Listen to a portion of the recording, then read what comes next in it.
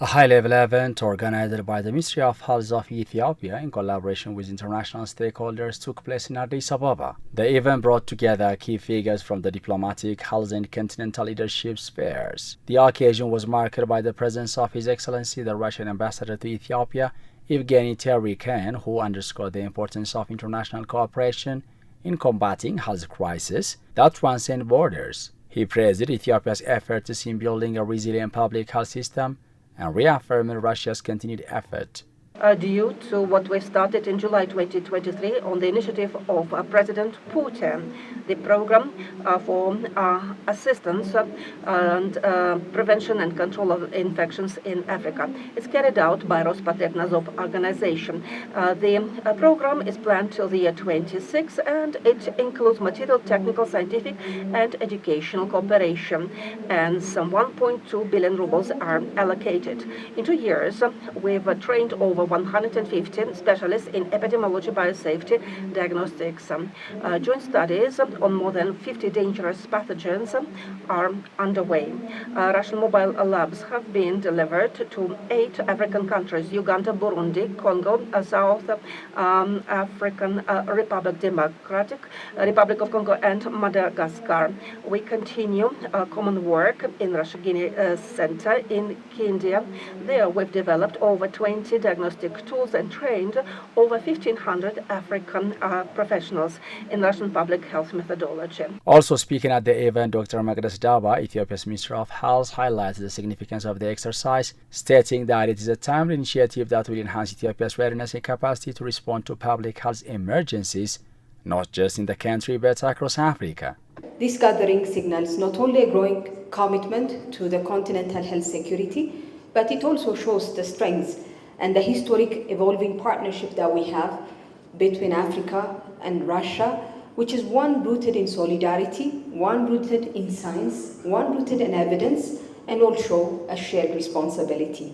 For Ethiopia, the pursuit of working on resilient health system is not merely about policy or priority, but it's more than that. It is about our existence and a shared responsibility.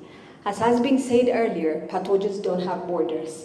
And that's why, even if we try to create as much borders between us, between continents, between countries, and I'm here happy today that we have more than 100 delegates here from the 15 countries in Africa, where borders are not going to limit our pathogens.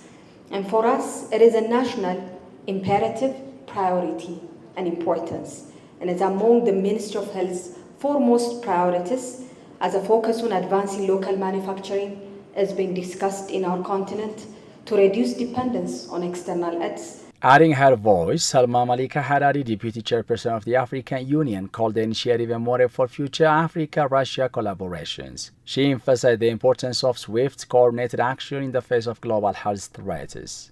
This meeting, the first Russian-African exercise of rapid response teams, marks an important milestone in our collective efforts to strengthen health emergency preparedness and response in the continent. It is a testament of our shared commitment to enhancing health security, resilience, and cooperation across Africa. We greatly value the meaningful contribution of the Russian Federation, particularly through the Raspot-Rebna doors in supporting Africa's health priority.